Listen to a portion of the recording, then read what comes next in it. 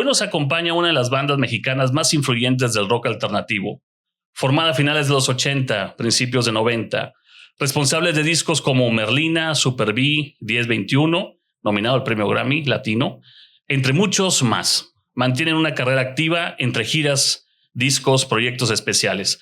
Bienvenidos Daniel, Germán y Lu, La Gusana Ciega, hoy a profundidad.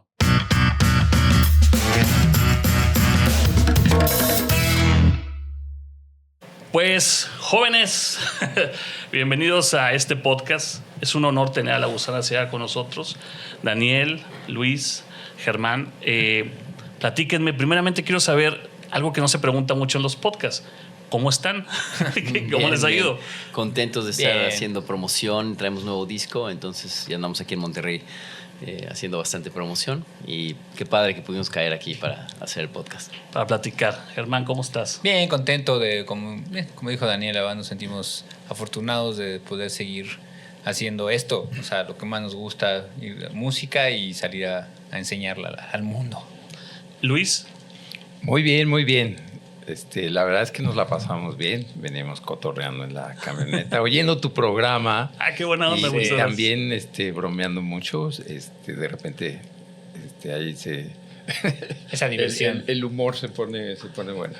Oye, bueno, es que yo a Arturo lo conozco desde que yo era niño y él ya era grande. Yo lo conozco hace muchos años. Arturo Quintero, que le agradezco mucho que nos dé la entrevista. Platicábamos hace poco en el programa, precisamente del año 1985, hace 40 años. Noviembre del 85, ya pasaron 40 años, es increíble. Me gustaría hacerles esa pregunta que no está en mis notas, evocando un poco lo del ático del programa de radio. ¿Qué estaban haciendo ustedes un mes de noviembre de 1985? Cada uno de ustedes, ¿dónde estaban? ¿Qué vivían? ¿Qué sentían? Pues, o sea, somos de la Ciudad de México.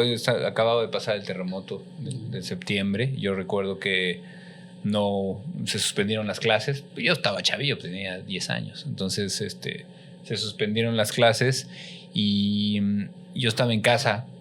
Y mi papá era arquitecto, mi papá ya murió, pero era arquitecto y en ese entonces trabajaba para una institución del gobierno y lo mandaron a revisar edificios. Órale. Sí, y yo recuerdo mucho la escena porque no teníamos, por la edad y por mucha noción. No tenía mucha noción y yo dije, está increíble, no hay escuela. Teníamos el Atari, era muy, muy, muy importante que el Atari nos acompañó mucho tiempo en ese ocio de no ir a la escuela. El asteroide. Y recuerdo la escena. Recuerdo la escena de mi papá llegando después de este tour que hizo y abrazar a mi mamá y con lágrimas de lo que vio. Entonces como que me cayó el 20 de que algo había pasado, ¿no? Algo fuerte. Yo creo que no solamente cimbró físicamente a la ciudad, sino que cimbró el corazón de los mexicanos. Claro. Luis, tú me comentabas hace un momento que incluso ustedes hicieron una pequeña brigada para salir y entregar algo de comida a la gente. Naces primero o dices primero, esto es una cosa padre porque no vamos a tener clases, pero cuando te empiezas a dar cuenta de la situación, me imagino que pasan mil cosas por tu mente, ¿no? Sí, tenía 15 años, entonces sí fue un cambio, ¿no? De ese entusiasmo de no voy a tener clases y voy a poder ensayar porque ya tenía mi grupo. Y después darte cuenta que había mucha gente sufriendo, que era sin precedentes lo que nos estaba pasando en la Ciudad de México. En otros lados, pues sí. Pero con mi papá salimos el viernes, hicimos esa brigada y no pudimos ayudar demasiado. Llevábamos tortas de un lado para otro y lo que habían era trascabos y hombres fuertes a los cuales yo no entraba porque tenía 15 años. Sacando escombros. Eso es lo que y mucho polvo. Yo llegué sucio sin hacer nada. Era muy impresionante y eso pues te marca y había una sensación de solidaridad que yo conocí ese día y que fue muy impresionante. A la gente ayudando a la demás gente sin dormir, con una adrenalina impresionante y que se repitió el 2017. Nosotros mismos estábamos llevando herramienta, yo sabía de Daniel que ¿dónde estás? Pues llevando herramienta.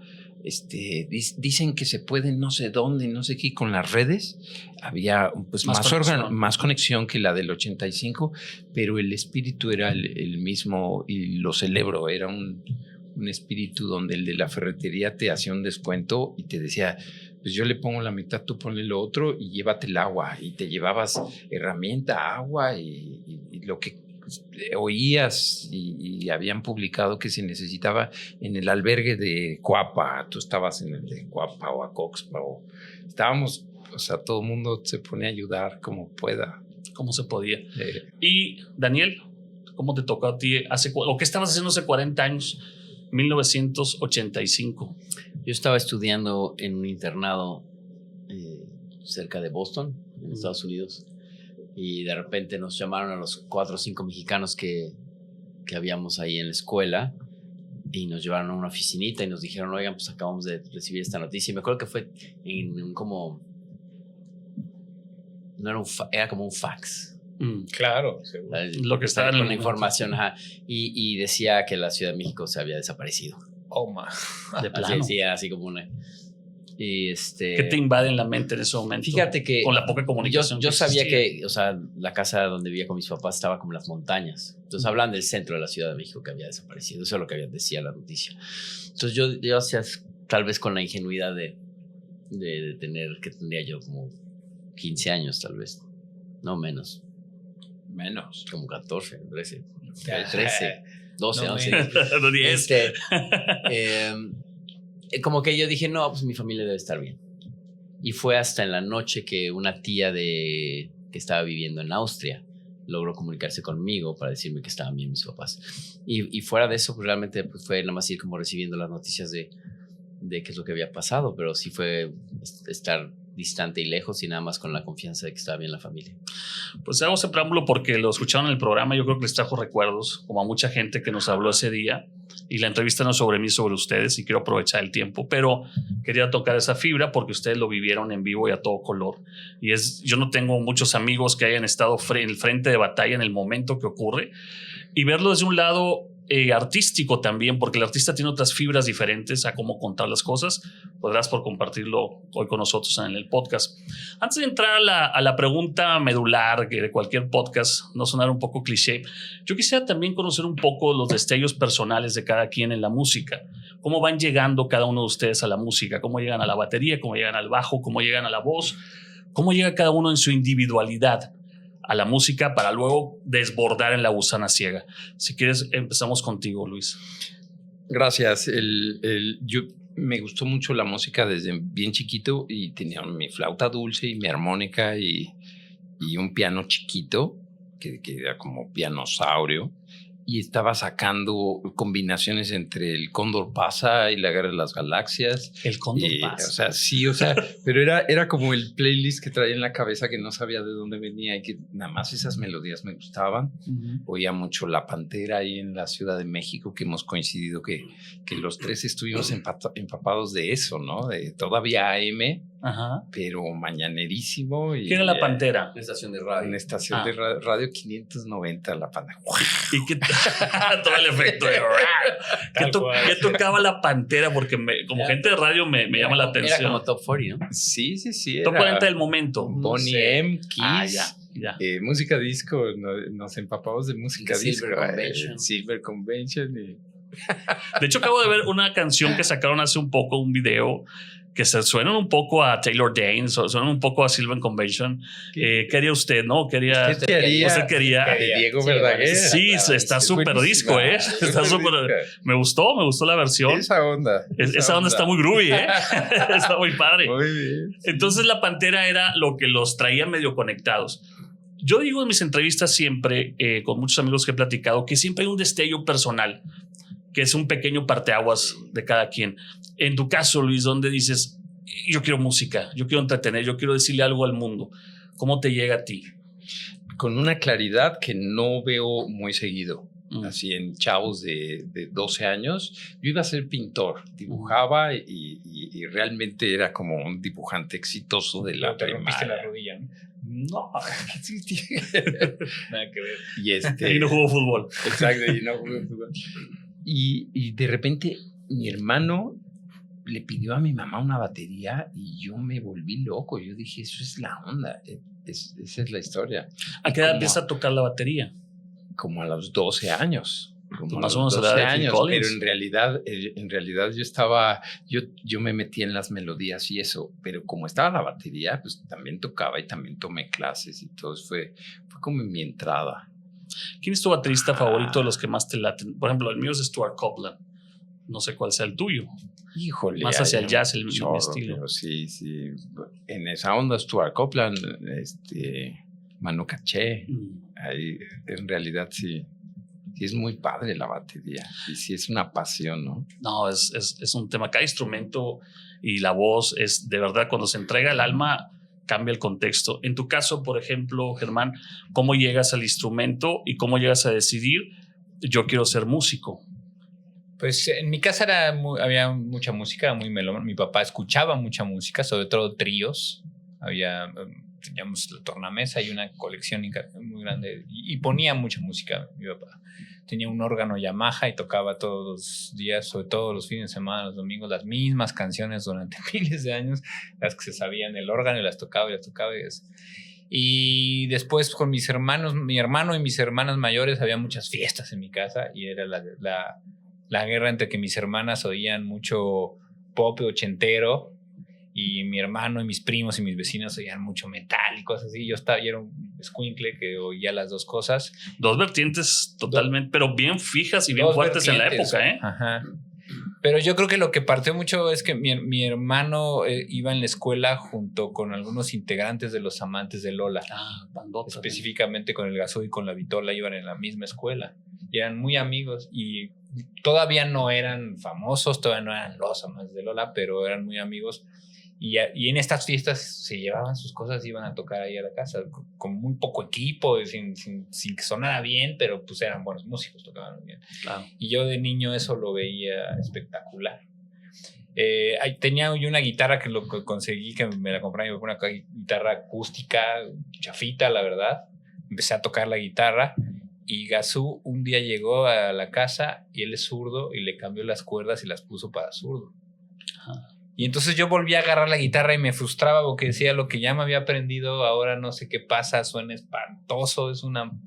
Pero tú no eres zurdo. No, por eso yo agarré. Él cambió porque él es el zurdo y él como para una fiesta y dijo, le cambió las cuerdas y se puso a tocar de zurdo y así la dejó y nunca avisó y yo no tenía ni la más remota idea de que lo que le había hecho. Entonces como que me empecé a frustrar mucho en la guitarra, pero con mis amigos, mis vecinos y eso que se empezaron a juntar y eso, todo el mundo tocaba la guitarra y yo era el único que no podía tocar la guitarra porque me la cambiaron.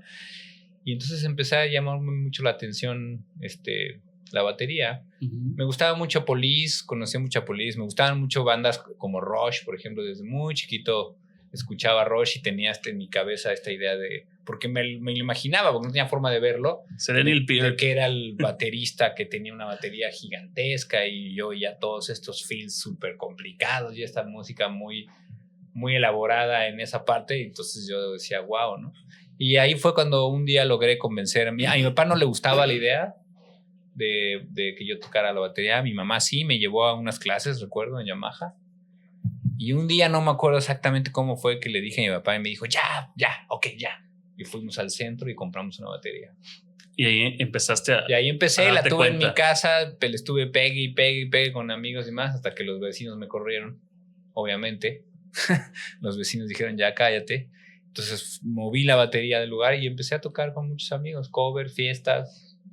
Y la verdad es que ya más como, por así, profesionalmente yo diría, para mí, en mi caso específico, fue La Gusana Ciega. O sea, directamente. Sí, yo tocaba, sabía algo de música, pero que haya aprendido realmente fue La Gusana Ciega. Ahí fue donde aprendí todo. ¿Tú switchaste? ¿Cuándo switchas al bajo? No, siempre fue, bueno, empezó en el caso del tuyo, Luis, empezaste con la batería, pero luego... Es que estaba la batería, pero entonces yo pedí un sax y mi mamá sí me ayudó y lo compró a espaldas de mi padre. Sí, así después, él nada más se enteró y después me dijo, bueno, yo también pago eso porque es mi dinero. O sea, estuvo padre, pero tenía 13 años. Ya. Entonces ahí empezó. Yo acabé estudiando música, entonces... Y el bajo siempre estuvo ahí porque un amigo dejó su bajo, no te sé decir cuándo, ya estábamos tocando bajo. Y es el Ya, instrumento con el que te has identificado hasta hoy en la banda, es ¿no? una maravilla el bajo. Sobre todo también el sax, como que se acabó en el rock, por alguna razón. Es padrísimo una voz del rock, pero se acabó. El sax que en los 80 era medular para el rock. Medular. No hay canción de los 80, Huey Lewis y estas bandas que no tengan sax, ¿no? Pero bueno, yo creo que bajista, por ejemplo, mío personal, Simon Gallup, que mucha gente dice, pues no es un gran bajista, pero a mí me encanta. O sea, es que la gente no se da. Sí, se va al mainstream siempre, ¿no? Pero para mí Simon Gallup, sí, o sea, que aparte siempre ha estado al lado de Robert, nunca lo dejó ni cuando se fue a Susie and the Banshees, pero creo qué bueno que lo mencionas, porque yo también creo que mucha gente ni siquiera sabe el nombre. O sea, mucha gente le dice Simon Gallup y se quedan así como, no, pues no lo conozco. Pero te aseguro que se saben las líneas debajo de The Cure. A Forest, sin Simon Gallup las han escuchado, ¿no? Qué padre. O sea, es impresionante. Qué bueno que lo mencionas. Chavos, y llegamos contigo, Dani. Dani, que tienes cantante, guitarrista, compositor, productor y un look muy David Byrne a la fecha, y un look que te queda aparte porque lo proyectas, porque creo que David Byrne para mí es un científico de la música. Dani, yo te veo como un genio detrás de la música, porque se tiene que ser un genio, lo digo cordialmente y honestamente con los tres, para permanecer tantos años en el gusto de la música, en el gusto de la gente, ¿no? ¿Cómo llega a tu vida la música y cómo decides o defines yo me voy a poner a cantar, yo quiero hacer, quiero crear y quiero entregarle al público algo? Pues mi primer recuerdo de escuchar música, yo creo que tendría unos, no sé, 4 años o 5, y me quedé dormido en el asiento trasero del Mustang 73 de mi papá, con asientos de piel rojo. Casi nada. Y dejaron el estéreo prendido y desperté y estaba escuchando Take 5 de Dave Brubeck. Y en mi cabeza había como unas barritas de colores que bailaban, pero yo estaba viendo el dial del estéreo, ya sabes, así encendido su lucecita, y sabía que las barritas de colores las estaba provocando la música. O sea, no la estaba inventando yo, era como una especie de conexión mágica. Y creo que a partir de ahí la música dejó de ser, o sea, obviamente no es la primera vez que escuché música, había escuchado música pues supongo que desde que naces o desde el vientre, pero a partir de ahí la música dejó de ser nada más lo que pasa de fondo. Y empecé a buscar como canciones que conectaran conmigo, que me hicieran vibrar. Y como a los 8 años, yo creo, volví a tener como un momento importante, una conexión muy especial con Another One Bites the Dust de Queen. Y tenía el disco de The Game, donde viene esa canción, y tenía el Glass Houses de Billy Joel y Meet the Beatles. Wow, pues qué buena combinación. Y lo que yo sentía y vivía con la música era esta fantasía de estar en un escenario, de ser el centro de atención, de tener así a la gente así enfrente de ti y de ser el cantante, ¿no?, de uno de estos grupos. También viví vicariamente el amor, o sea, a los 8 o 9 años, estas canciones del Glass House ya súper dolidas y del amor desgarrador, me hacían sentir, ¿sabes? Algo que no conocía, nunca había estado enamorado y aún así sentía de chico como si supiera de qué trataba el amor a través de las canciones. Y a los 15 años aprendí a tocar la guitarra, y a los 17 más o menos, 18 no recuerdo particularmente, pero ya teníamos un grupo de covers y fuimos a ver a Soda Stereo a la VM de Lomas Verdes. Y tocó Soda Stereo, y terminando ese concierto, a partir de lo que yo sentí esa noche, o sea, esa noche cuando salió Soda a tocar y Gustavo empezó a cantar, y yo sentí como si hubiera estirado su brazo y hubiera agarrado mi corazón y me hubiera dicho, güey, todo va a estar bien. Una conexión. Y perteneces, ¿sabes? Es una conexión y una forma de sentir a través de lo que estaba él transmitiendo con la música, que esa misma noche decidí que quería dedicarme el resto de mi vida a eso, a componer canciones y a tocar el corazón de otras personas, como lo había sentido yo esa noche. ¿Cerati fue el que te tocó de alguna manera? Fue tal vez el catalizador, porque bueno, obviamente venía yo escuchando música, yo estaba tocando la guitarra, tocábamos covers, por supuesto, pero ya sabes, como que hay esos momentos importantes en la vida de que algo o alguien en particular te detona eso que ya tal vez otras personas te habían dicho, que tu intuición te había dicho, pero te lo dicen de tal forma o lo sientes o lo vives de tal forma que es esa noche. Yo creo que esa noche, a partir de ahí, pues yo ya no he parado. Ya no diste vuelta atrás, ya no dieron vuelta atrás, cada quien en sus diferentes momentos, porque todavía no estaban juntos. No. Vamos a viajar a 1989, cuando el proyecto se empieza a gestar. Básicamente una banda de preparatoria, ¿no? Es donde nace el proyecto. ¿Qué es el formato que ustedes quieren transmitir desde el inicio?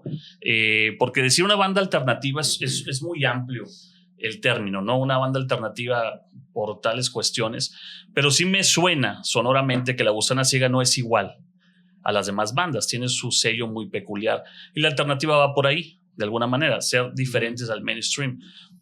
¿Cómo definen primeramente o cómo se define en 1989, después de este destello de Soda, cuál va a ser el rumbo artístico que tomará tu propuesta y luego se juntarán? Pues creo que era estar escuchando Caifanes y Soda, ¿no? Y todas estas bandas que tenían esta influencia New Wave en México, Fobia, que yo creo que simplemente como que intuimos que había que entrar ahí. Entonces mucho de lo primero que estábamos componiendo tenía que ver con The Cure, tenía que ver con Caifanes, o sea, era como una imitación, ¿no? Porque empiezas imitando, o sea, si no, como, ¿no? ¿De dónde empiezas? Pero no sé si había como una claridad, ya sabes, de nosotros vamos a hacer esta banda que va a sonar a tal cosa. Simplemente era covers. Hacíamos covers, exacto, y de ahí empiezas a componer y pues cómo salen tus canciones, pues como los grupos que te gustan, estás copiando ahí. Y yo creo que poco a poco nos fuimos como que puliendo en nuestro sonido, probamos desde canciones con poemas tipo Los Doors, esas pruebas de todo, y poco a poco empiezas a depurar, ¿no? con el tiempo.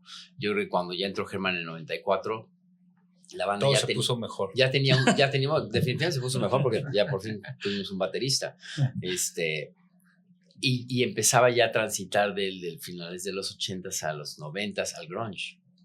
Y sale Nirvana y salen estas bandas que tienen una característica muy depresiva. Pero a la hora de interpretar no tenías que ser como un genio. Sí, muy cruda. Muy cruda. Sí, muy desenfadada. Y la verdad es que había más distorsionada. Había más actitud que talento musical, creo yo. Yo creo que había muy buenas composiciones. Sí. Pero no, y había mucho talento. O sea, si hoy sale Alice in Chains, son musicazos. Pero también podía ser más en el feeling punk. De 3 acordes y mucha actitud. Y muy rudas y muy fuertes, ¿no? Exacto. Y entonces dentro de todo eso creo que La Gusana Ciega como que encontró su caminito por el grunge. Y de ahí ya transitamos más a irnos puliendo en nuestro sonido. Entonces si escuchan el primer disco, el Merlina, pues tiene este sonido garage, tiene este sonido muy crudo, pero no necesariamente era lo que queríamos hacer nosotros. O sea, no era de, vamos a hacer una banda de grunge. Simplemente estamos transitando en nuestras capacidades interpretativas. Y era lo que se escuchaba, lo que estando un poquito cabeza estaba eso, ¿no? Es que aparte el grunge fue un movimiento tan fuerte, tan repentino y tan rápido. Hubo una época post-grunge. Bastante volátil, porque muy volátil. Hubo una época post-grunge, Alice in Chains y esas cosas que vinieron después, Temple of the Dog y las cosas que surgieron después. Pero creo que el sonido Seattle llegó, irrumpió y desapareció. O sea, los que vivimos muy intensamente los 90s, sí, no hay forma de que te escaparas de eso, ¿no? Yo creo que sí. A mí me llama mucho la atención que estábamos en un momento, o sea, que las bandas mexicanas, por lo menos en la que nosotros, en La Gusana y muchas colegas de nosotros, pues en México hay demasiado folclore, hay muchas cosas hay mucha música. El país de México es gigantesco en cuestión de música.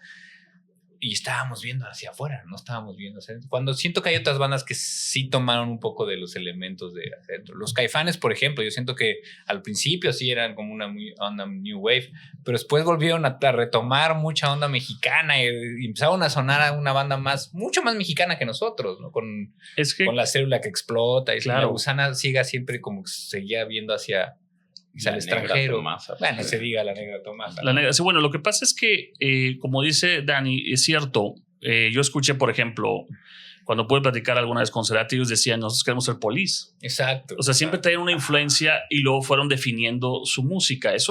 Creo que eso es normal, incluso en las bandas de todo el mundo. Se escucha un sonido, se trata de adoptar y luego vas descubriendo tu propio sonido. Claro. Pero eso que dices es muy interesante porque, por ejemplo, el caso específico de Caifanes o de Maná, que empezó siendo Maná Sombrero Verde, también. Police, haz de cuenta, fueron depurando y se fueron yendo más hacia lo mexicano y que encontraron un sonido distinto, más latino. Mucho más ¿no? latino. O sea, por supuesto, no quiero decir que Maná no sea una banda de rock, es una banda de rock, pero más latina, mucho más latina. O sea, que otras. Café Tacuba ni se diga, ¿no? Imagínate, o sea, Sí, luego hay canciones de Café Tacuba que digo, pues, ¿por qué les llaman rock? Increíble, ¿eh? No que no me diga que sea increíble, pero no es rock, es otra cosa, ¿no? pues dice Billy Joel que suene como suene, sigue siendo rock and roll para mí. Bueno, exacto. Entonces, puede haber muchos subgéneros, Exacto. pero al final del día, que suene duro, que suene padre y pegajoso, rico, es rock, ¿no? Al final del día.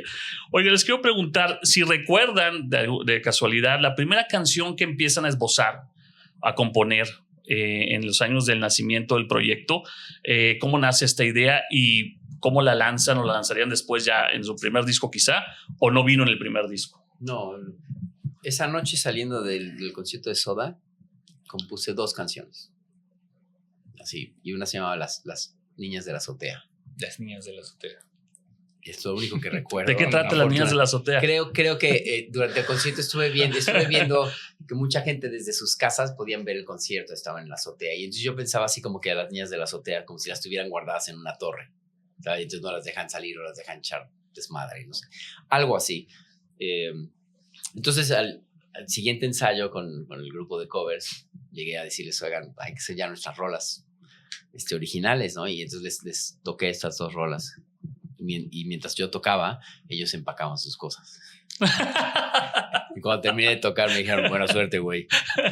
Claro. Se volvió, O sea, Las Niñas de la Azotea no era el hit el éxito. que nadie estaba Tú ya esperando. lo estabas visualizando, va a haber merch de Las Niñas de la Azotea, Exacto, las sí. fans, las niñas de la...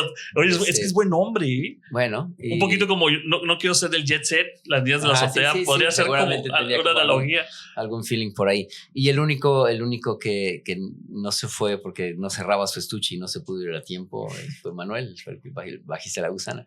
Y de ahí más o menos empieza la historia de empezar a componer canciones. Había otra que se llamaba Hombres de Maíz, que tampoco recuerdo, pero se Yo queda se la esas recuerdo, ajá. por ahí tengo unos demos, ¿eh? De Hombres de Maíz, Sí, ¿la tienes? tengo unos Pues demos. yo no ¿Y he de qué escuchado trata eso. Hombres de Maíz? Yo estaba leyendo mucho Popol Vuh y mitología griega, estaba muy clavado como en la lectura, y entonces esa viene de los Hombres de Maíz, que es de alguna leyenda. La Bestia por ahí también. Pero en el primer disco de La Gusana, que sale 6 años después, En el más o menos, 96, ¿no? 96, Ujú. sí incluye Rey Mezcal. Ya. Y Rey Mezcal fue de las primeras canciones que compusimos. Las Niñas de la Azotea y el Hombre del Maíz Hombres de Maíz. no están editadas. No. Nunca se han. No, Las Niñas de la Azotea no existe ni una Las Niñas de la canción. Azotea no. Pasó. Deberían de retomarla, ¿no? Hombre de Maíz, sí hay yo sí tengo una gran colección de cosas muy viejas de La Gusana Ciega. Pero Hombres de Maíz no está. Sí, o La Bestia también. Hay Pero La Bestia esa sí está disponible en Spotify. Sí, Este, hay un pero no hay disco- nada de hay un edit, disco- vaya. Spotify. Hay un disco de, según yo sí debe estar La Bestia en Spotify. El Merlina, la edición deluxe Ujú. del Merlina en plataformas, tiene unos demos. Sí, Tiene El unos Alma demos Muerta, según yo, no sé si Rey era Mezcal, el sí. demo. Son los primeros, del primer demo de 4 cancioncitas que grabamos. Ajá. ¿Cuándo se da cuenta o cuándo están ustedes empezando a darse cuenta cuando después los covers que lo hacían yo creo que muy bien, después de que se fue la banda cuando les dijiste vamos a grabar Las Niñas de la Azotea, años después antes de llegar a 1996 que es el parteaguas ya de la carrera oficial de La Gusana Ciega, aunque hay mucho bagaje detrás, ¿no? De todo lo que han hecho ustedes, pero hay un momento que creo que define a la banda, cuando se dan cuenta que sí va a ser en serio, que sí va a ser una banda que va a sonar, que puede llegar a algo. Pues yo creo que tiene que ver cuando empiezan a salir más composiciones, cuando empiezas a sentir seguridad en las composiciones y cuando encuentras 2 personas más, además que a ti, que les gusta.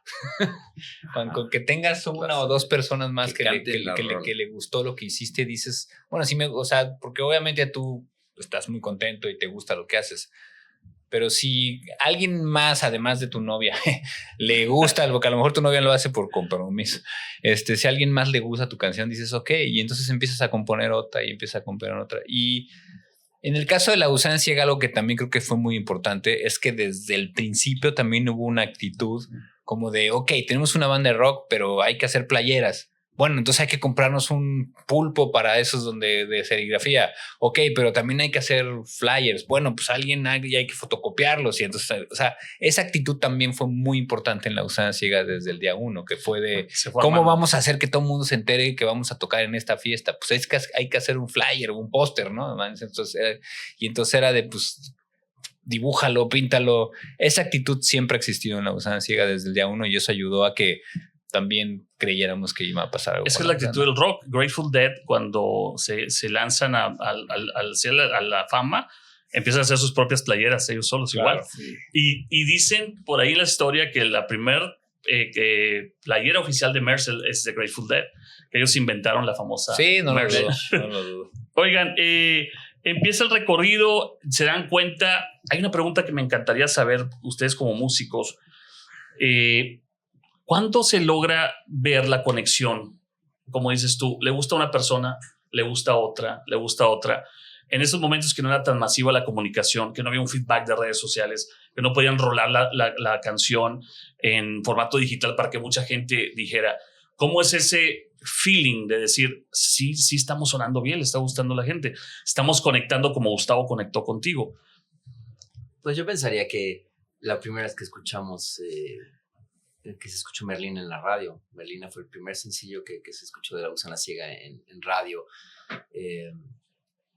y a partir de ahí empezaron a pasar cosas. Y dice, ok, bueno, es que la gente se empiece a escuchar tu música en la radio, pues es ese impacto masivo. Y recuerdo un concierto en la Ciudad de México, como un festivalillo de rock que se organizaba, de los de Ricardo Bravo.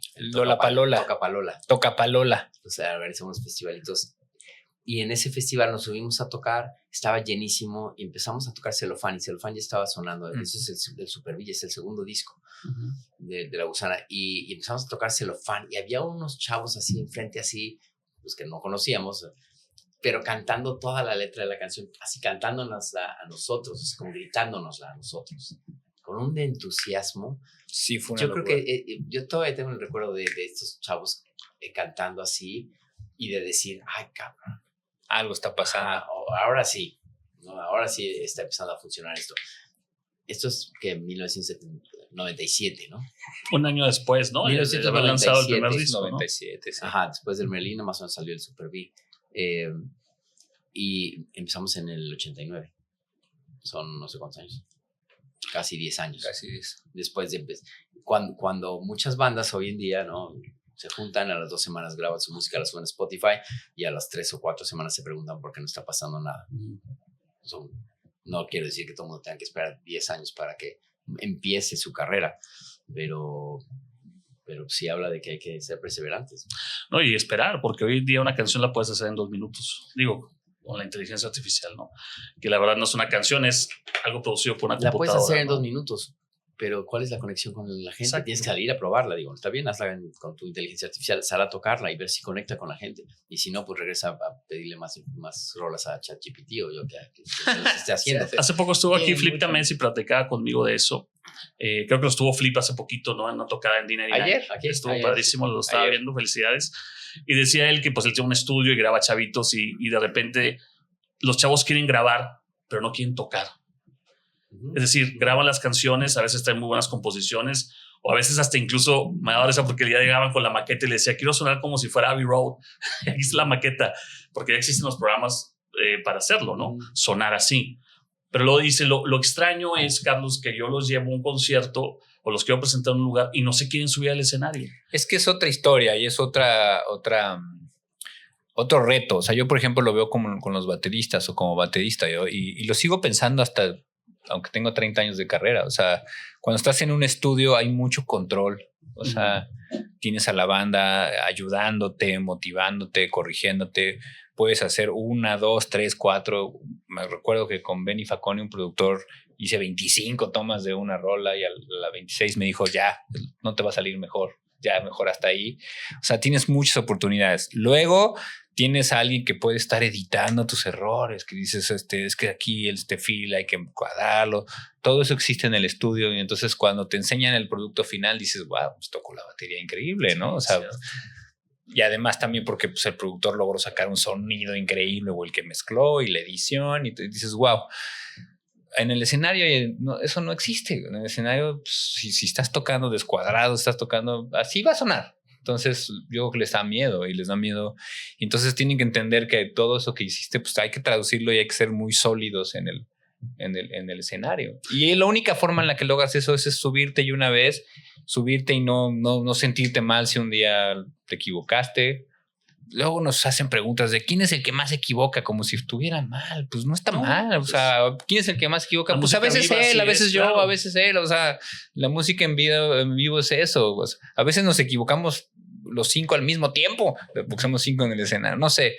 Pero si no vives eso o no lo quieres vivir, creo que estás perdiéndote la parte real de que la música es que suene en vivo. O sea, del proceso creativo, tienes toda la razón. Del proceso creativo de Merlina, que ustedes empezaron a componer, a producir y a escuchar ya en estudio y cómo salió y cómo tocarla en vivo, al proceso creativo que utilizan hoy, ustedes tres, ¿hay cambios fuertes que tengan que ver con la tecnología o simplemente con la evolución de la banda?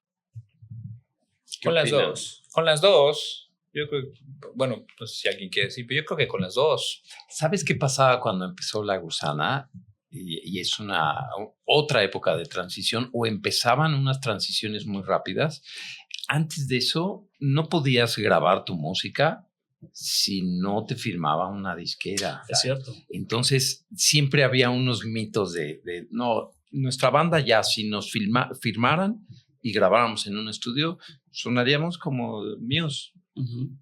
No tienes idea lo que va a pasar en el estudio. Entonces, la gran diferencia es que ahora sabemos qué pasa y hay muchas cosas que saber y podemos hacerlas en tu casa. La puedes hacer en tu casa. Por ejemplo, el Claroscuro lo grabamos en el estudio 19, las baterías, los bajos y unas guitarras acústicas. Lo demás lo hicimos en las casas y eso se puede ahora, bueno, en nuestros estudios, pero que están en nuestra casa, claro. ¿No? Que no son Abbey Road. Uh-huh. Entonces, ese es un gran cambio, ¿no? Y perdón, nada más que claro que lo que es padrísimo es que ahorita Lu dijo así como es que lo puedes hacer en tu casa. Híjole, lo podemos hacer en nuestras casas, pero para poder llegar a hacerlo en nuestras casas pasamos por un proceso de aprendizaje muy grande de que entonces tengamos la confianza de poder, y por eso digo que sí es una combinación de muchos años de experiencia y la tecnología. Hoy puedo tener unos aparatos que me salieron más baratos que lo que era antes, que me ayudan a que grabe bien, pero hay una experiencia y un oficio detrás para que te atrevas a ponerte a grabar un bajo en tu casa y decir este va a ser la toma que va a quedar en el disco, ¿no? Lo que entiendo y quiero dejar muy claro que dice Luis es que en tu casa significa que in situ, o sea, que tienes un estudio ahí, tienes tus aparatos ahí y que la tecnología te permite compartirlo, pero no es como que en la sala de tu casa vas a grabar el bajo con una grabadora así, ¿no? Ustedes, aparte de la técnica y la experiencia, exacto, la tecnología los ayuda un poco ahora para enviar. Tampoco es así de que tengo dinero, me puedo comprar un pre-NIF y entonces voy a grabar el mejor bajo. Exacto. No. También se caen bastantes mitos. No. Realmente suena lo que tocas. Exactamente. Los aparatos están tratando de dejar de ser un filtro que te estorbe, pero lo que suena es la decisión artística. Al final del día, lo que los dedos hacen, lo que las manos hacen, lo que la voz hace, es lo que se va a transmitir. Ahora, de Merlina o del primer disco que hacen, la producción de Merlina, allá por 1996, a Super B, ¿qué cambios experimenta la banda? ¿Qué diferencias empiezan a ver en el proceso de producción y creativo? ¿Hay algún cambio en la nueva propuesta? Pues para ese tiempo ya invitamos a Jorge Vilchis a grabar, entonces ya pasamos de ser un trío y incluimos a Jorge para hacer guitarras, entonces el sonido creció, yo creo que se enriqueció muchísimo con la habilidad de Jorge como guitarrista, se me descarga a mí un poquito el peso de eso, y creo que empezamos a transitar más hacia nuestras influencias Beach Boys, Beatles, un poquito más, y yo quería mencionar un grupo en particular, los Stone Roses. Ah, sí. O sea, dentro de todo estas bandas nuevas que había, yo escuché Stone Roses y dije, es que a esto podemos sonar. Uh-huh. Y tienen un buen look y demás, que es como el Britpop o el comienzo del Britpop. Entonces empezamos a transitar con el Super B. Yo creo que de ahí nos fuimos fluyendo mucho más a un sonido más británico. Bueno, ¿y qué pasó con Jorge Vilchis? Porque eso pasaron. dejó la banda, ¿no? Dejó la banda. Estuvo un tiempo y participó con ustedes. Y estuvo un muy buen tiempo, hizo un gran trabajo con nosotros. Estuvo muchos años y varios discos, pero después ya dejó el proyecto. Oigan, luego llega 1998, ahorita que están hablando de temas británicos y el Britpop y todo este tema, y llega Oasis por primera vez a la Ciudad de México a presentarse y los convocan ustedes para abrir el concierto de Oasis. ¿Cómo les llega la noticia? ¿Cómo se sienten de la noticia? ¿Y cómo fue? Eso me encantaría saberlo, convivir con los Gallagher y convivir con ellos en el escenario y estar con ellos. Platíquenme esa experiencia. Yo recuerdo que estábamos precisamente también haciendo algún tipo de promoción. Estábamos con el Super B, según yo, el Super B ya estaba. Sí, estábamos haciendo de promoción. Entonces también estábamos en una estación de radio o algo de televisión, no sé. Y la manager de aquel entonces de repente se acercó y me dijo, no, sí está confirmado, porque ya sabíamos que venía Oasis a México, ya se había anunciado. No, está confirmado que sí íbamos a abrir, y yo salí así como muy emocionado, y me acuerdo que en ese entonces busqué la manera de hablarle a mi novia que desde aquel entonces, decirles que ya se hizo, sí es cierto, y así de, bueno, nos vimos locos, ¿no? Esa por una parte fue una emoción, porque yo sentí que fue como también un momento más en el que te estabas dando cuenta que estaban pasando cosas, que a la gente le gustaba la banda, que la disquera tenía estaba apostando por la banda, que no sé, la oficina de los Gallagher, la oficina que aceptó la propuesta, o sea, estaba pasando algo, fue muy, muy, muy padre. La convivencia con los Gallagher fue muy escueta, fue muy breve, tuvimos Les diste unos dulces. Es que nos dijeron, alguien de la oficina, nos dijeron que a ellos les gustaban los dulces de los diferentes lugares a los que fueran, entonces yo compré unos pulparinos y les di, me acuerdo que a Liam no tuvimos mucho como chance de convivir con él. Liam no fue a las pruebas de sonido. No fue a las pruebas de sonido, entonces me acuerdo que vi a Noel, me dejaron acercarme a él, le di un disco y le di un pulparino, y el disco se lo dio al del staff, a su guante de seguridad, y se fue abriendo su pulparino. ¿Disco de ustedes? Sí, claro, un disco nuestro. Okay. Pero también recuerdo que durante uno de los shows, porque fueron 2 noches, sí, estaba tocando y de repente vi en el escenario, en uno de los cases que estaba dando el escenario, a Liam sentado viéndonos tocar, así. Nunca lo habíamos visto en las pruebas de sonido, no se había aparecido por ahí. Y estábamos tocando y él estaba típico sentado en un case al lado del escenario, así, viéndonos tocar. Entonces, esa fue nuestra convivencia. Adicional a lo que es Oasis, que es una banda, ustedes estaban frente a miles de personas. O sea, La Gusana Ciega era una banda muy acreditada en México. Y bueno, a ese momento ya tenían éxito, mucho éxito. ¿Cómo fue más que la experiencia de Oasis el estar en el concierto frente a tanta gente y entregarle su música? Era la primera vez que estábamos frente a tanta gente. Y no éramos muy populares. La banda empezaba a hacerse popular, empezaba a hacerse de un hombre ya un poquito más grande, pero seguíamos en ese trabajo de desarrollo y demás. Entonces, en el momento que apagan las luces del Palacio de los Deportes, wow, y no estaba muy anunciado que íbamos a abrir nosotros. O sea, no había redes sociales como ahora, para todo el mundo se entera. Entonces la gente, ruge el Palacio de los Deportes esperando a Oasis. Y subimos nosotros al escenario, ¿no? Con ese rugido así de que la gente quiere a la estrella. Y empezamos a tocar nuestras canciones y entonces como, se sentaron. Hubo confusión con la gente y demás, y nosotros hicimos nuestro set de 20 minutos o no sé cuánto, tocamos media hora, y sabemos, porque luego nos decían, no, es que hay una sección acá que los abuchaba, porque en ese entonces, son los 90s. El público ahora es un poquito más, está acostumbrado a que haya grupos abridores, así y más relajado. Si no quieres ver al grupo abridor, te sales. No te quedas ahí a abucharlos. ¿Sabes? Pero en ese entonces sí, fue una como molestia de la gente. Entonces, había secciones que abuchaban, secciones que disfrutaban. Y nosotros, ya sabes, pues te agarras, te bajas el pantalón y a tocar tus canciones frente a esta gente que no sabía qué pasaba. Pero a partir de ahí, de esos 2 conciertos, nos hicimos de muchísimos fans. O sea, y creo que fue un momento muy importante para la carrera de la banda. Toma una dirección diferente, me imagino que es parte de los momentos especiales de La Gusana Ciega, ¿no? Estar ahí en ese momento, en ese lugar, a pesar del abucheo, a pesar de lo diferente o distinto del público, pero ya hay una faceta diferente para ustedes, ¿no? Sí, y no éramos ajenos al abucheo, o sea, le habíamos abierto al tri y nos habían aventado naranjas, o sea, vaya, en los 90s era normal tener los ojos bien abiertos de cosas que volaban al escenario. Y ¿sabes qué? No quiero como ser polémico con tu pregunta, pero es algo, y lo digo en el buen sentido de la palabra, ¿no? Pero es algo que nos ha perseguido el resto de nuestra carrera. O sea, toda nuestra carrera nos han preguntado, ¿y qué tal es tocar con Oasis? ¿Y qué tal fue tocar con Oasis? Y toda nuestra carrera no lo han preguntado. Por supuesto, ahora que se reunió Oasis y que regresó a México, no lo han preguntado más. No los han invitado. No los han invitado. Y yo no lo veo mal. O sea, no lo veo mal. Digo, o sea, creo que fue un momento con una banda tan importante que... Vuelvo a lo mismo, no porque esté mal tu pregunta, pero esa pregunta y eso nos lo han hecho toda nuestra carrera, ¿no? Entonces, así y que le abrieron, o sea, entonces fue algo muy importante, por supuesto, fue algo muy importante y fue algo muy Yo muy quería la increíble. perspectiva más bien de lo que ustedes sintieron, no por ser Oasis, sino lo que ustedes... No, lo que sentimos es que nos hizo que llegáramos a mucho más gente, nos hizo ganarnos un lugar. Yo creo que también... Si hubo gente que nos abuchó, hubo muchísimo más gente que le gustó y que se quedó con la banda y que lo recuerda y que hasta la fecha hay gente que nos dice, es que yo los vi con Oasis en el 98. O sea, fue un momento. Y yo pensaría que no nos abucharon a nosotros. No, abucharon. El hecho de que no salió el artista principal. O sea, no, digo, exacto, o sea, porque... Bueno, sí, porque empezaron a abuchar sin ni siquiera escucharnos. Exacto. O sea, a mí en lo particular no me gusta Oasis. Con todo respeto.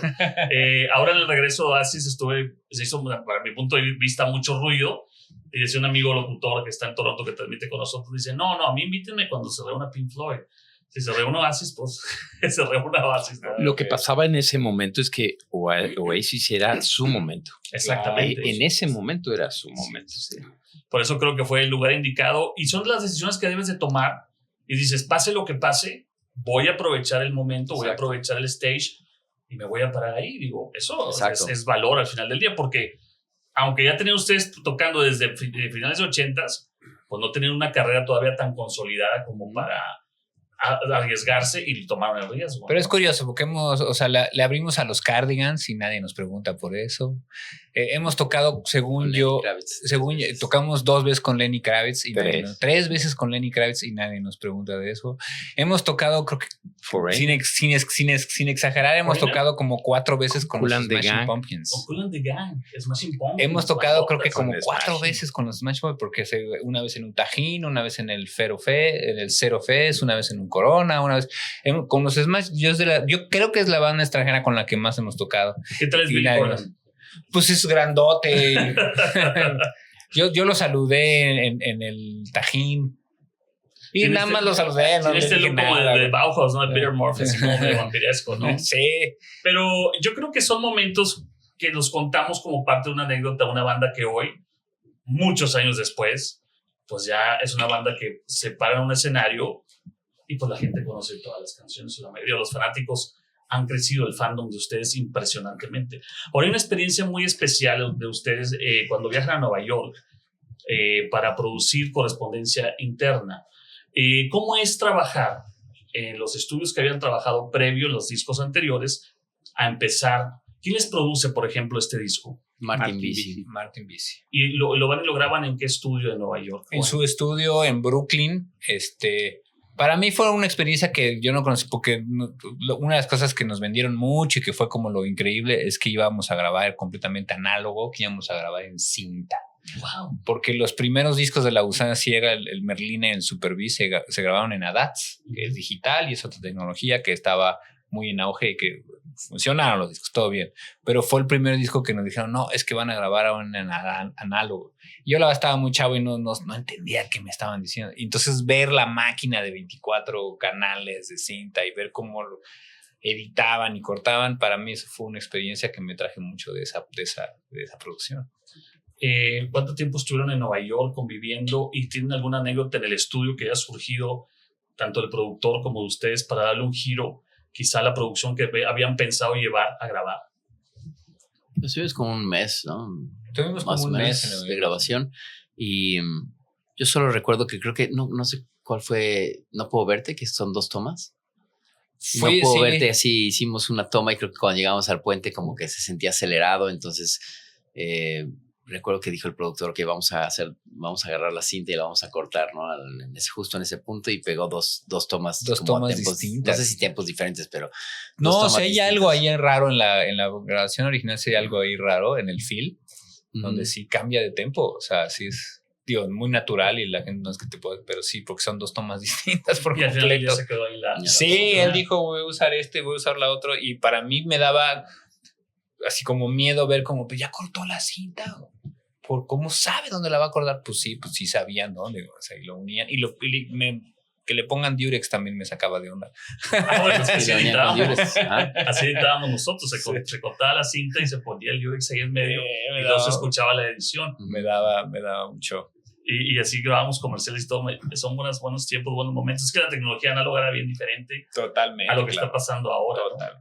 Oigan, el crecimiento de los discos y las producciones, obviamente hay una evolución de la banda que se ha mantenido hasta el día de hoy. Hay una pregunta que yo les quiero hacer, porque son una banda longeva y están jóvenes.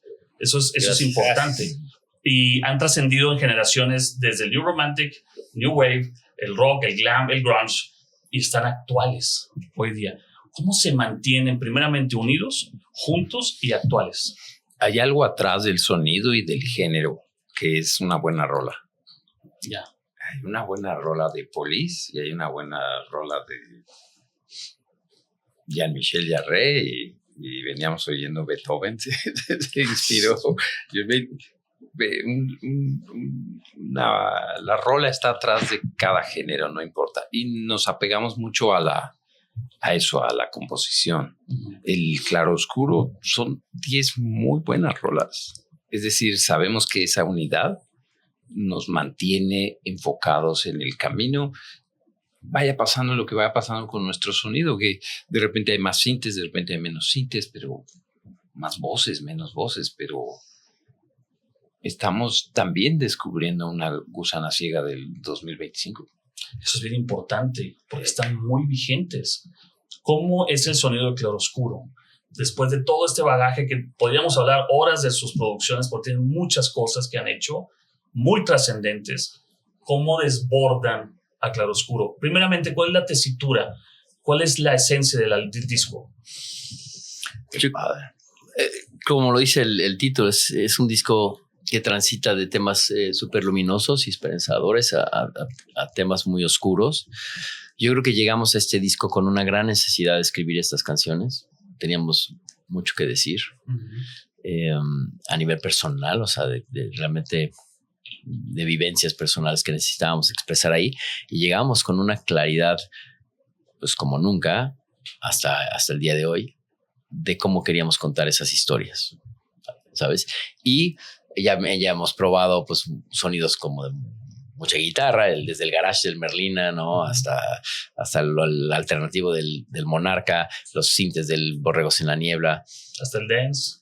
¿Sabes? O sea, hemos comprobado ya muchas cositas y entonces sabemos que teníamos todas esas posibilidades. Y entonces, ¿qué necesita la canción? ¿Qué está pidiendo la canción? Necesita... ¿no? Este feeling más de sintes, necesita un feeling un poquito más crudo. Ahorita justo estaba pensando en Caja Negra, la última canción del disco. Esa, según yo, no tiene sintes. Es la única del disco que no tiene sintes. Pero es un, o sea, es un cello, no son pads como, ¿no? Es un cello vivo, vaya. Ajá. Digo que hizo Lou, pero la idea es que es un cello, son las cuerdas. Pero no, lo demás son guitarras y sonidos. Porque esa canción en particular no nos pedía. No tiene un beat de batería como baterista, tiene percusiones. Entonces depende de cada historia y cómo la queríamos contar, pero la claridad y la franqueza con la que queríamos contar las historias creo que no lo habíamos tenido así, tan específico y de que creo que pudimos contar la historia como queríamos. Porque hay veces que sabes que tienes algo en la cabeza y dices, ok, se acercó y está bastante bien, se parece a lo que quería. En este caso creo que están súper acertadas las canciones y son muy buenas canciones, como dice Lu. Es que es parte de la madurez, ¿no? Al final del día te das cuenta que estás situado ahorita y tu mensaje tiene que ser o quiere ser más claro, ¿no? Y lo pueden lograr con lo que están haciendo. Ahora, platíquenme del proceso detrás de esta producción. ¿Qué vamos a escuchar en el sonido? El sonido que trae La Gusana Ciega este 2025 en este nuevo disco, ¿cómo lo pueden percibir o cómo lo pueden mostrar al público, a la gente que nos ve hoy? Yo creo que estamos capitalizando muchísimas... hoy mismo estábamos hablando de, oye, y esto lo hubiéramos hecho así, lo hubiéramos hecho así. Creo que ningún disco al que hubiéramos llegado tiene más integridad en ese sentido. Es decir, no tenemos demasiadas observaciones. Pero de todos los demás, siempre salimos haciendo nuestras observaciones.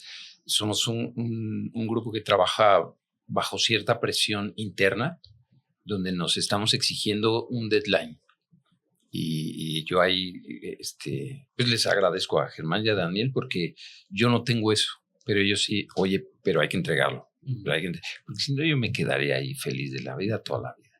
Entonces, esa presión nos hace entregar y después ver los platos rotos y decir, pues es que nos apuramos. Sí, nos apuramos con eso y hay que apurarse. Entonces, este disco, en el tiempo y hasta en menos tiempo que los demás discos, encontramos un saldo a favor. No tantos platos rotos. Pues creo que sí. Yo tengo una lista que no les he dicho, pero mucho menos que siempre. Lo estamos logrando, estamos capitalizando pláticas y una de esas pláticas que a esto iba todo esto es el espacio. Es un disco con mucho más espacio, con mucho más pertinencia, ¿no? Yo creo que siempre nos ha ganado un poquito el entusiasmo y las ganas de pasa esto, tienes unas ideas en tu instrumento y las quieres poner en la canción. Ese sería un extremo, ¿no? Y el otro extremo es que necesita la canción y haz eso nada más. Ese sería el nivel más maduro de un sesionero, ¿no? Pues yo creo que es a lo que están llegando hoy día, ¿no? Yo creo que lo que quieren mostrar ahora es lo que realmente sienten. ¿Creen que este es el disco más natural, sí, más de ustedes, de Claroscuro, después de esta carrera tan grande? Yo digo que todos son muy de nosotros, pero en particular este no esconde nada detrás de la metáfora, detrás de tal vez una textura del sonido, ¿no? Como dice Lu, hay mucho espacio y se refiere creo que al silencio y el espacio que genera el silencio y la posibilidad de escuchar como decae un reverb de una voz, ¿no? O un sonido particular de un instrumento. Yo pensaría que esa es la diferencia con los demás. O sea, sí es muy franco y... O sea, sí, y la verdad es que yo creo que ya el disco está disponible, ya lo pueden escuchar. Y yo invitaría a toda la gente a que realmente lo escuche, porque es difícil que nosotros les digamos, o sea, que suena, o sea, trae desde, ¿no?, canciones muy, muy profundas, canciones muy alegres, sonidos de sintetizadores, guitarras, hay solos de guitarra que ya casi no se ocupan, en fin... Es La Gusana Ciega, pero una Gusana Ciega que estoy seguro que les va a encantar.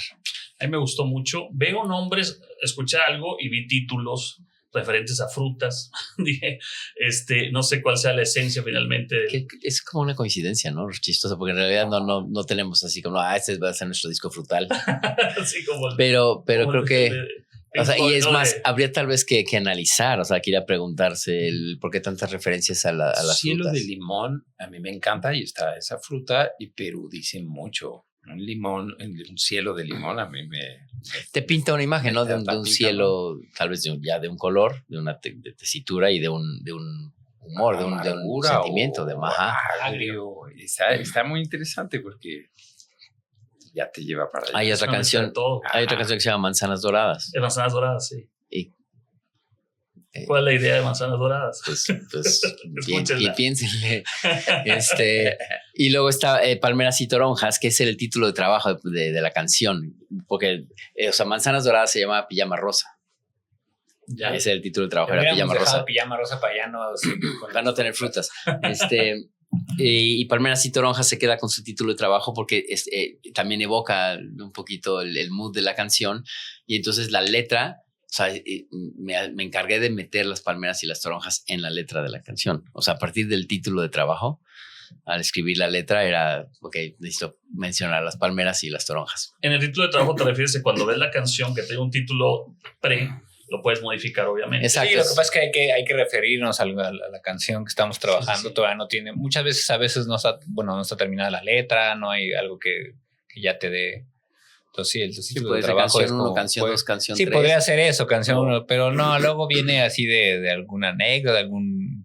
O hay veces que es la frase del cosa que dices, esta es la frase del coro, no sé de qué va la canción, pero no, guantes puestos, por ejemplo, pues, con esa frase empieza la canción y así nos referíamos a ella, porque sí teníamos esa frase de la letra. Entra en el agua se llamaba Paletas Heladas. No era Taxi para Germán. Era Taxi para Germán. Y era Taxi para Germán porque era una inspiración de Death Cab for Cutie. Exacto. Sí, muy buena. Y entonces el título de trabajo era Taxi para Germán. ¿Cuál era Paletas Heladas? No me acuerdo. Paletas Heladas, no me acuerdo. Sí, claro que había. Hay una canción que su título de trabajo era Dolor de Huevos. De plano. Y así se quedó. Y así se quedó, eso sí. Eso no ha quedado. No, así se quedó en el disco. Entonces está traqueada así. El conejo en el sombrero. Es del conejo. El conejo en el sombrero, así se quedó. Dolor de huevos. Oigan, pasaron tiempo en entrar al estudio de la última producción a este. Yo quiero saber algo. ¿Cómo empiezan a conectarse para decir vamos a hacer un disco nuevo? O sea, ¿dónde empieza a surgir la idea principal? Es que el Highball 2 tardamos mucho en grabarlo. O sea, fue un proceso muy largo de tiempo, en distintas etapas. Grabamos en México, luego 3 canciones, luego grabamos otras cuantas como en casa, luego nos fuimos a Los Ángeles a grabar con Rafa Sardina 2 canciones. Entonces fue como aplazándose a lo largo de mucho tiempo. Y prácticamente entregando el disco unos meses después. Ya era de que hacer otro. O sea, ya pasó el tiempo, o sea, nos tardamos mucho en ese. Y ya era, ya ni modo, tiempo de meternos a estudio otra vez. Y eso fue como más o menos noviembre, por decir, del año pasado. Y en febrero estábamos en estudio. Y para este fue realmente de febrero a junio que entregamos. Fue rapidísimo. Ya tenían ustedes las ideas desde antes y los empiezan a compaginar, las empiezan a compartir.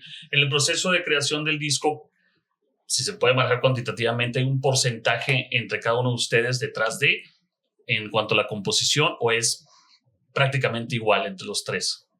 A lo de componer, pues yo componer y arreglar. Las letras siempre las ha escrito Daniel. La música es un trabajo entre todos. A veces no, a veces está más cargado en que la música la traiga alguno. La verdad es que a mí luego me cuesta mucho trabajo encontrar el origen exacto de dónde salió la primera idea de tal canción y cómo fue que es un monstruo que pudo haber llegado de mil formas. De mil formas y es muy difícil. Hay unas que es muy claro, ¿no? Hay unas que es muy claro que puedo decir, pues llegó Daniel con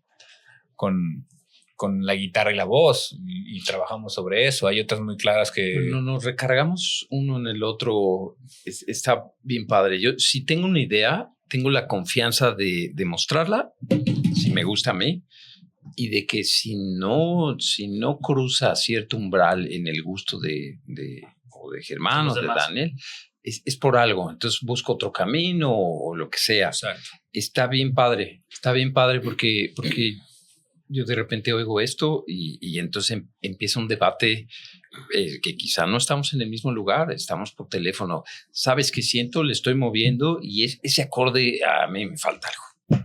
Me falta. Y entonces ahí lo estamos buscando. Y de repente hay el cambio y ¿sabes qué? Me gusta la idea que estábamos haciendo. Y regresamos. Como que no hay una lucha ahí de a ver quién gana. Estamos viendo la rola.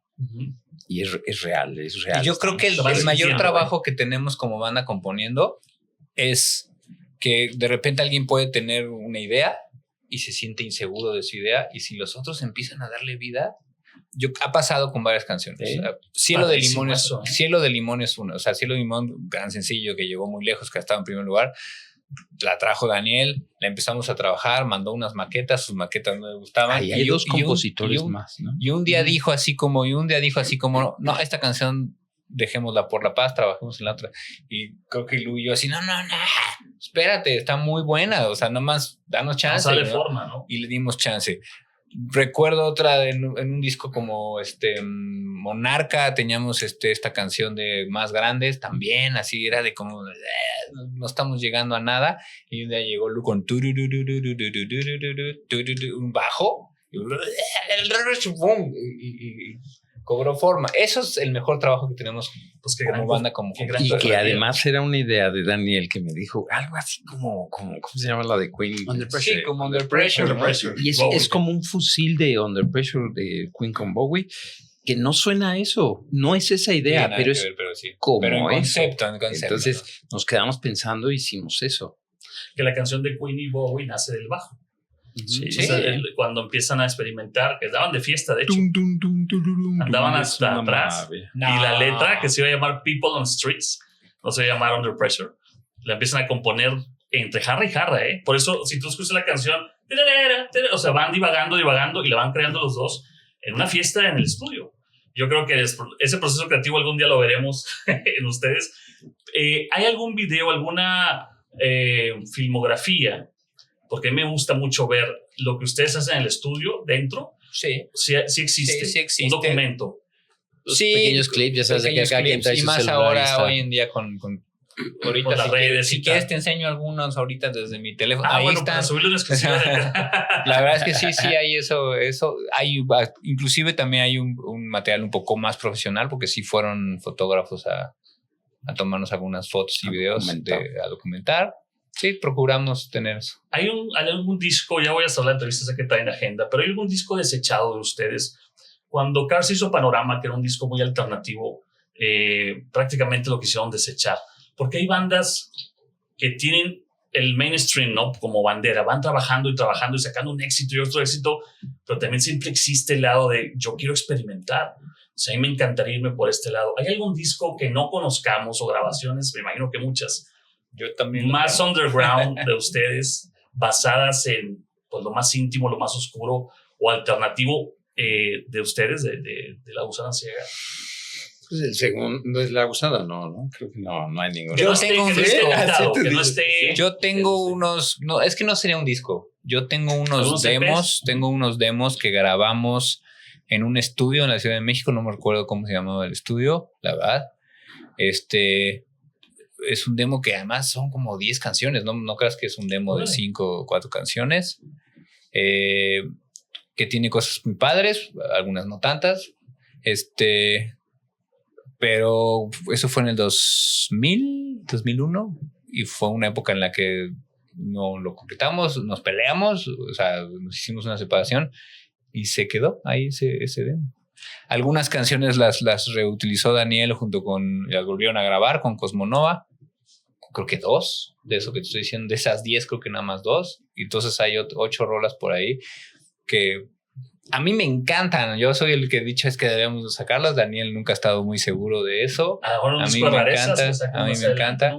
Pero hay varias canciones por ahí que me encanta. Hay una que se llamaba Valentino, que híjole, estaba bien padre, o sea, tiene cosas bien interesantes, hay unas que están bien interesantes. Yo he vivido algo con la composición que es como regresar a algo que creías que estaba increíble y que de ti mismo, y después, la verdad, otra vez menciono que con Daniel y con Germán estamos viendo hacia adelante. Ya, total. Lo más interesante sí es lo que sigue, no regresar a unas, como que no faltan ideas. Nos falta tiempo de vida para hacer lo que queremos hacer. Cuando hagamos la antología, así como la antología de los Beatles, cuando hagamos la antología de La Gusana, ahí voy a poner ese disco. O un disco de rarezas, porque son una banda que quiere mucho sus fanáticos, que queremos mucho los fanáticos, que encontrar más de lo que hay detrás de ustedes en un lado más alternativo sería genial. Digo, es una idea al aire que a mí me gustan mucho los lados B, las rarezas, los discos que las ediciones cortadas o lo que se iba a quedar ahí, que se pelearon en el estudio y ya no lo sacaron. Me imagino que eso ha pasado también entre ustedes. Versiones, ¿no? Sí, a mí también me gusta. Versiones de moquetones, ¿no? En su momento. Que no han salido, sí. Yo creo que en su momento, como bien dijo Lu, y la verdad es que nosotros somos muy prendidos en lo nuevo. Entonces, para nosotros ahorita lo más importante es el claroscuro. O sea, lo que queremos que escuchen es el claroscuro. Y entonces no les voy a poner unos demos eso fue en el 2000, o sea, no les voy a poner, o sea, creo que ahorita lo que más queremos que escuchen es el claroscuro. Pero existen. De que existen, sí. Del 10-21 hay varias rolas también que se quedaron fuera. Existen y sí van a ver la luz. Yo me voy a encargar de que en algún momento vean la luz. No sé cuándo sea el momento, pero sí van a ver la luz. O sea, muchas cosas que tenemos unos folders en el Dropbox y hay uno que dice buenas ideas. Ese está lleno de esas cosas. Insomnia. Hay varias rolas que no vieron, no han visto la luz, no la vieron. Son buenas ideas. O quizás se quedaron ahí. Quizá. Lo que el arte vaya diciendo. Hay una canción con Grosella, ¿o cuál fue la canción? Esa sí está. Sí se salió. Sí hay como rarezas. De rarezas. Fue una canción que grabamos en Nueva York precisamente cuando se quedó fuera del correspondencia. Y ya al final la oíamos y decíamos, no tiene nada que ver con el resto del disco, no nos gustaba. Y se quedó fuera. Pero luego sí es cierto, salió en otro disco de rarezas. Chavos, ¿qué sigue en La Gusana Ciega? ¿Qué sigue aparte del disco que es un gran lanzamiento que estábamos esperando, Claroscuro? ¿Dónde lo pueden comprar? ¿Dónde lo pueden descargar? ¿Y qué viene en cuanto a giras, conciertos, eventos? Vienen al Pal Norte, estarán dentro del elenco del Pal Norte. ¿Qué más viene para La Gusana Ciega que están trabajando muy fuerte? Pues arrancamos la gira ya del Claroscuro en el Auditorio Nacional el 30 de enero del próximo año. Venimos acá al Pal Norte y estamos preparando gira. Esperamos también regresar a Europa porque este año fuimos a Alemania, Francia y España. Estuvo increíble, entonces esperamos poder seguir yendo a Europa para tocar y seguir abriendo público por allá, Centro y Sudamérica. En fin, yo creo que ahorita viene la parte de shows y concentrarnos un poquito en eso.